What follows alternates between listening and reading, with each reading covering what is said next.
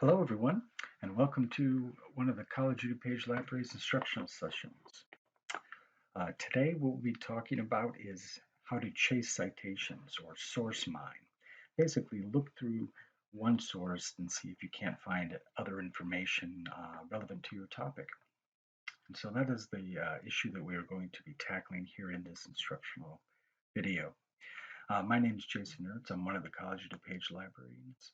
If you have any questions for me, you can always ask me individually via email and or make an appointment with me. So today what we're going to look at is how to chase a citation or go from one source to another really. And how do we kind of track back or go down the rabbit hole and see what we can't find. So we're going to do that right now. I would count that there was probably 3 steps to this particular process.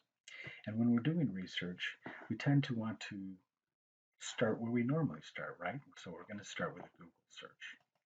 And if we did a Google search, we want to see, okay, if I'm interested in how people remember things, then I'm going to go ahead and try to search Google and see if there's any information on um, how people remember things, how memory kind of goes, and how people recall certain pieces of information. And when we get in results as we're looking through these, we can kind of look through them and see if there's any new terms or language that we can use. Always remember that one of the aspects of research is that you are constantly building a vocabulary. Vocabularies are here to help us create new searches and help us to understand various concepts related to the research process, related to the topics at which we're trying to find information on. So be constantly looking for this language, whether it's in your search results in a Google search or in any one of the articles that you might look at inside of here. So let's take a look at the first one. So if I just typed in remember a lecture, how do people remember lectures? And I get this Atlantic article here. I just click on it and we can take a look at the Atlantic article and see what information we can get. Now you will notice down here at the bottom, this 4 more free articles this month. We're starting to see this a lot in popular magazines and newspaper articles online. You get 5 free and then you have to start paying. You probably have all experienced this at some level as we're kind of looking for information in the open internet. But this is one that we're starting to see more in popular literature. So if we scroll through and look through this article, we can find more information. Maybe we want to find person's name.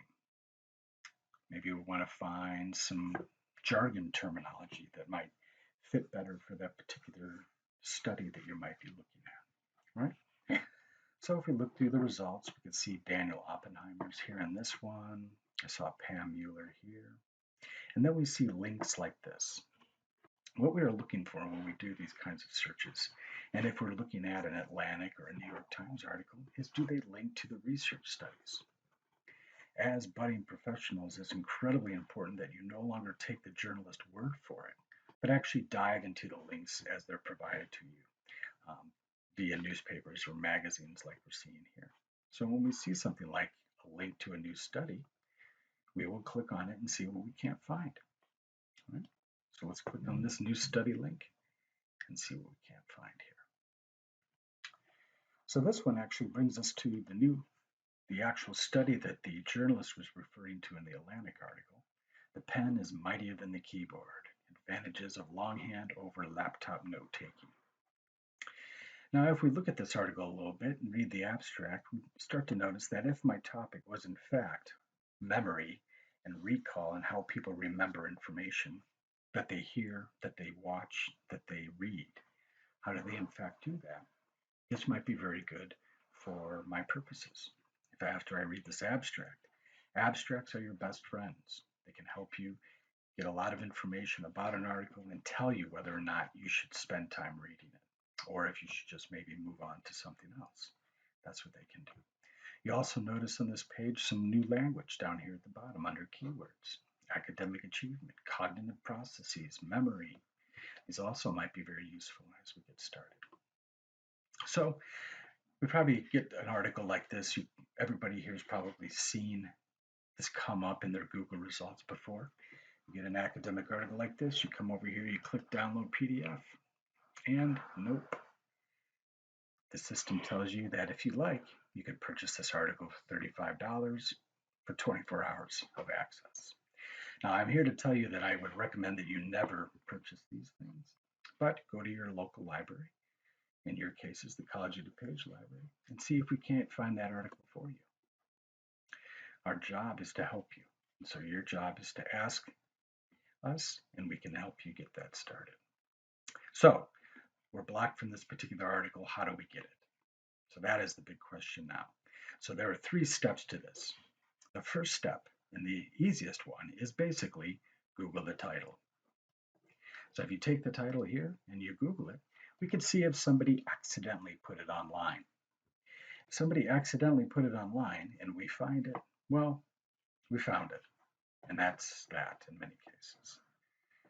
But it would be a mistake not to recommend that you try this because it takes 5 seconds. It's easy.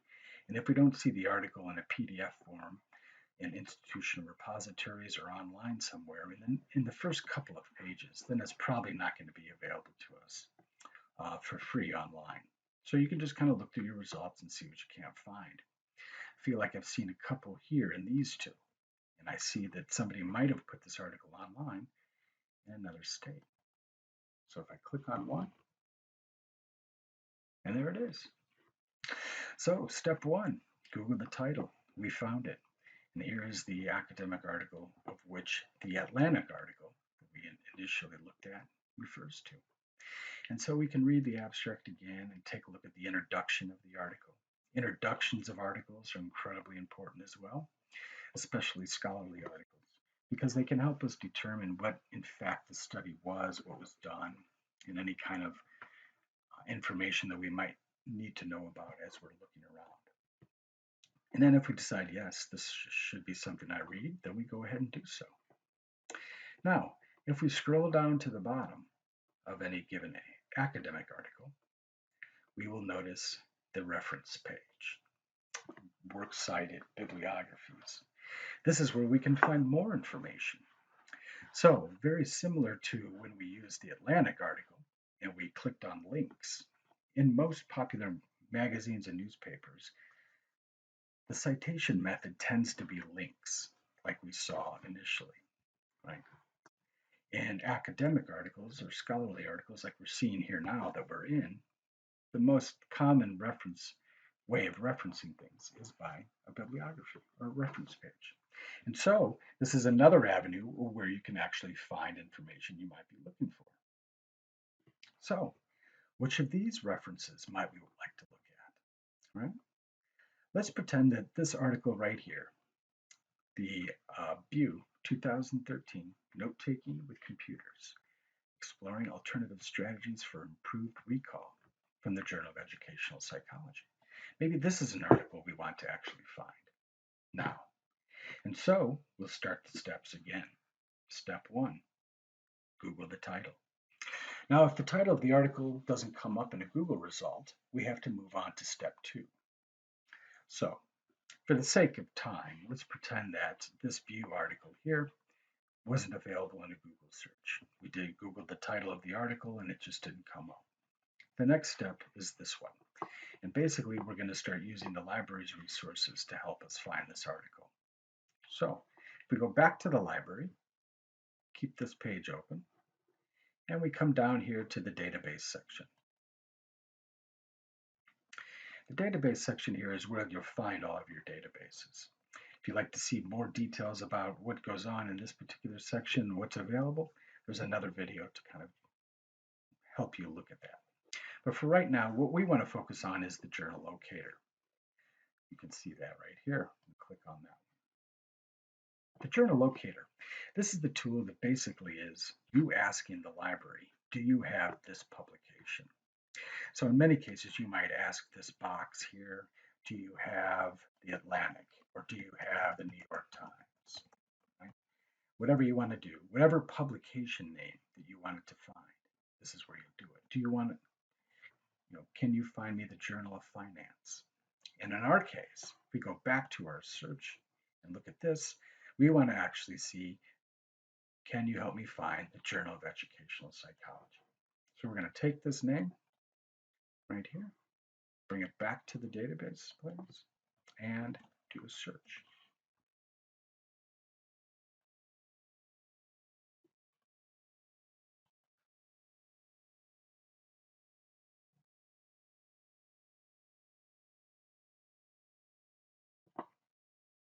And so you can see here, once I do this particular search, that we indeed have the Journal of Educational Psychology from 1910 to the present in the Psych Articles database. Now this is always telling us if we have it in full text. So we should, in theory, have this article in text, or we at least have this journal in full text from 1910 to the present. And once we get this is when we will click on the database to open it up. So go ahead and click on Psych Articles. And when that happens, it's going to ask for your library card number and last name. And then you'll see this page open up once you get started. Okay. So we have the page ready to go here. This is the page for the Journal of Educational Psychology. Now you can see the full text axis is 1910 to the present or current. Sometimes when we do these searches, if you look here where it says present, that many times has an end date. So make sure that your article falls in between the two dates that are presented. So for our case, if we look at this one, our date here is 2013. But it doesn't matter too much since we have an end date as to the present. So that's good for us. So we're back here at the database page. Now we can browse 2013 if we wanted to. But more importantly, I think it's better if we click over here on search within this publication. Go ahead and click that. As you can see here that the database anchors the journal to the top box, and anything that I put in the bottom two boxes will only be searching the Journal of Educational Psychology. Now, most of you who've used a database before will say, well, that's not terribly efficient, and it's not. But if you need to kind of scour a particular journal, and there will be a point perhaps in your professional careers where that will be necessary, this is a good way to do it. Now, since we are in fact looking for a particular article, this is also a good way to do that. So we come back to the article itself. We can use part of the authors, we can use authors' last names, or part of the title. And I'm just going to take part of the title here, go to the database, and see if it can't find that within the Journal of Educational Psychology. Click Search, and there it is. And we found it, full text and all. We found a number of different things that we could use here, this particular article being one of them. So we go from an Atlantic article to a journal article we found online. From that journal article, we've gone to another journal article that we see here from the databases. And then from the databases, we could actually start to find more information. Once you're in the databases, just go ahead and click on the title, and it'll give you more information about the article. And here you get some more information. Now you'll notice that there's a lot of other things we can use in here as we're looking around. One is the abstract, which is our friend. It's going to help us decide if this is worth reading. Okay. Over on the right side, you can see ways of collecting the article, whether that be Google Drive, email, or permalinks.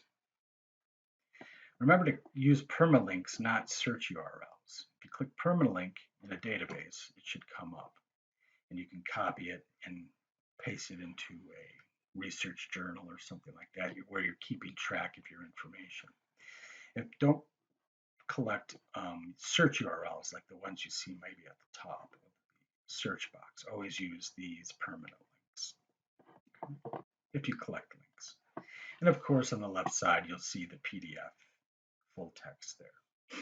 Also on the left side, you should note is you'll see where it says cited references. And that's another place that is basically the database encouraging you to chase the citations of this article. And so we can see what's available from this particular article as well. And we'll take a look at those in a second. If we scroll down though, we'll notice some more information. The keyword section, maybe those are working memory might be a good phrase to use. Recall I'm seeing down near the subjects here. Recall is a jargon term that might be particularly helpful to me. Short-term memory, absolutely, I should try that one. note-taking, to try that one as well. These would all be new words and phrases that I could use for different searches as it revolves around the topic of memory and remembering information. So that's very important as well. So if we go up to the top here and then look at the cited reference section. Again, this is the database, and not every database does this, but this one is basically encouraging you to see what other information this article used to cite.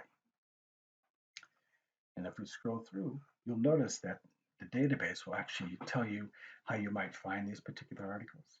Go to the next page.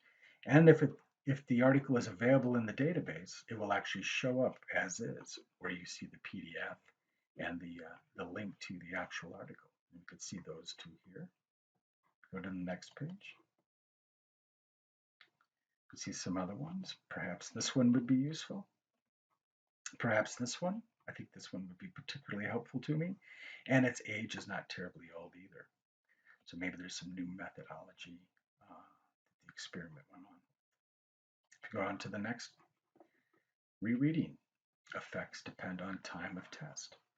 So there might be some other things when it comes to rereading and how that deals with memory. And you can see that I'm getting all these new ideas associated with my topic, things that I have not even considered yet when I first started.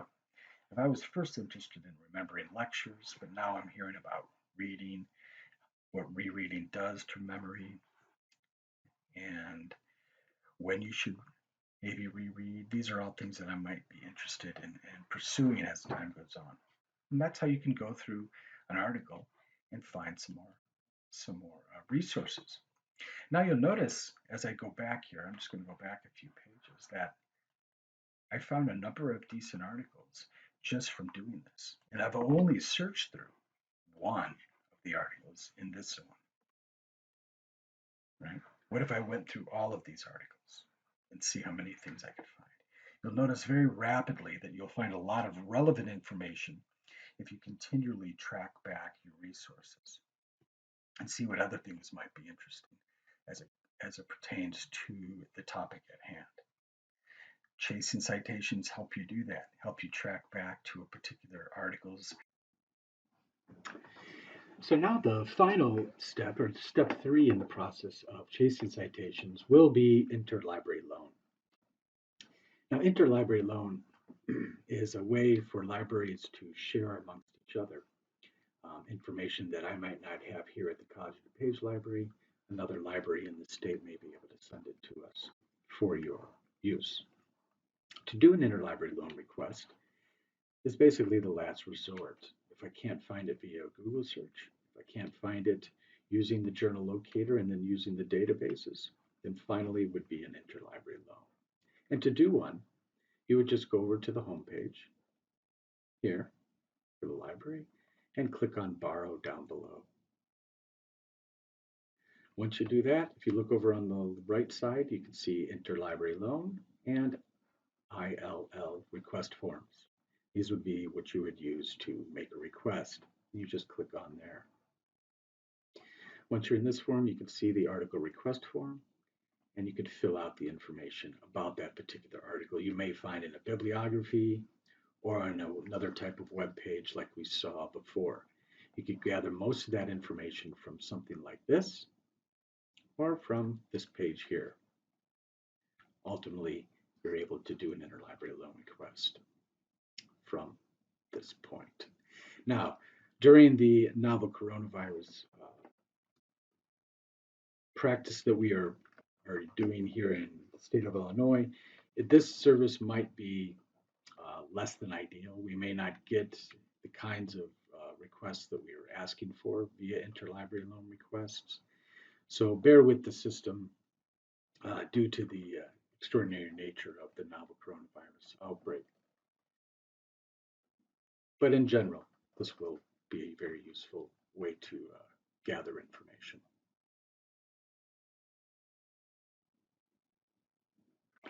Now, a couple of other instances where you may chase a citation could come from the internet as well, just like we used a popular magazine article from the Atlantic magazine. We could use a Wikipedia page. Wikipedia pages are very useful. in that they provide us with some general information about the topic, but most importantly, a Wikipedia page provides us with a bibliography. And again, we can use this reference page to find other articles pertaining to our topic at hand.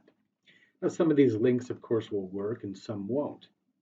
And depending on how they work or whether they work, will kind of dictate how, in fact, we go about finding them as we're looking for information. But do use these. These are incredibly important to explore what other types of information might be available to us as we're looking around. Another avenue that you might utilize for chasing citations is Google Scholar. Google Scholar, you'll note my URL up at the top, scholar.google.com, allows you to also search for scholarly articles and scholarly information. The beauty of this tool is that as we look at this one particular article here, you'll note at the bottom, you'll see cited by 943.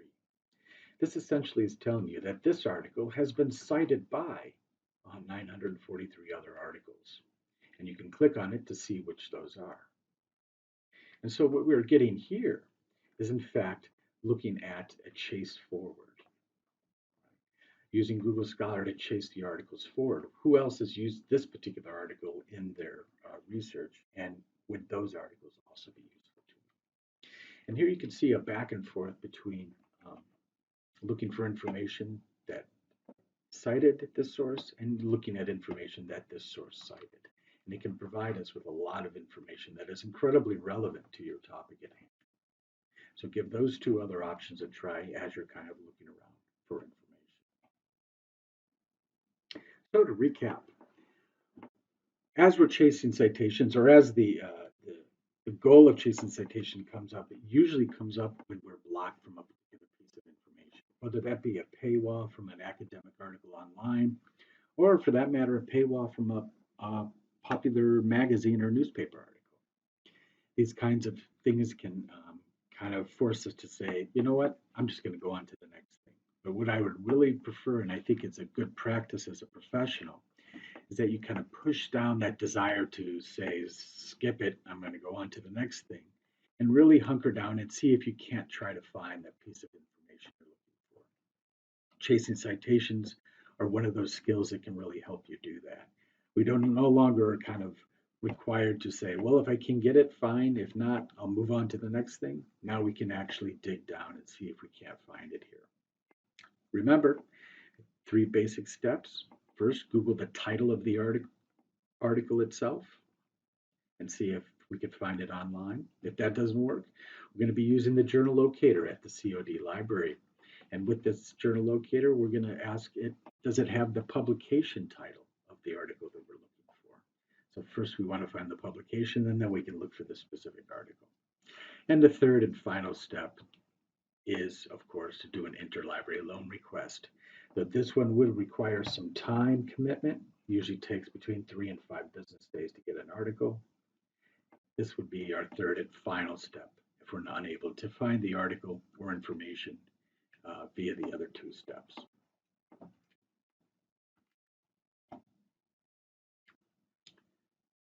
Other things to remember, of course, are always be constantly looking for new search terms and phrases to help you do different searches with. Brainstorm, find them in the records, find them in the articles, but above all, constantly be looking for these things. Don't forget, if you see a full text of an article, that means you can get electronic access right now. Don't forget to read the abstracts. Abstracts are your best friends as you're kind of looking for information and deciding if this piece of information is really something I want to spend my time reading and taking notes on. The abstract and the introduction will be the tools that will help you do that. And finally, as you're scouring the internet for information sources, always remember to click through links that you're provided via popular magazines and newspapers. Clicking through links on these tools as well as websites lead us to some of the research being done on that topic at hand. And sometimes they don't, but many times they will, in fact, do that. And so remember to click through links, see, in fact, what that source you're looking at is actually citing itself. And finally, remember, If you have any questions whatsoever, you can always contact me here in the library, your professor, or the library in general. It's important as college students that you remember asking questions is your primary tool of inquiry. Be curious about your topic. Enjoy this. I know this is a difficult time, but we are in fact here to help.